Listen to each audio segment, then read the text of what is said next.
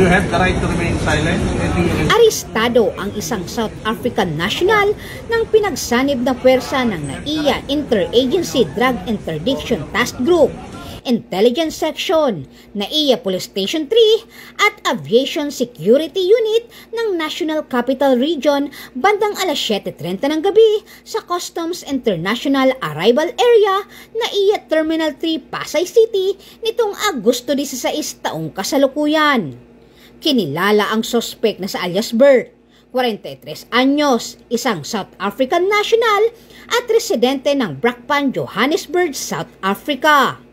Ayon sa ulat, natuklasan ang naturang ipinagbabawal na droga ng X-ray operator ng Bureau of Customs matapos dumaan sa X-ray machine sa isinagawang security screening procedure.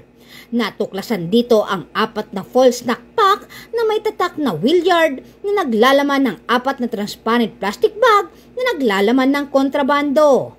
Ang nasabat na hinihinalang iligal na droga ang may kabuang bigat na humigit kumulang 7,005 gramo na may tinatayang standard drug price na 47,634,000 pesos.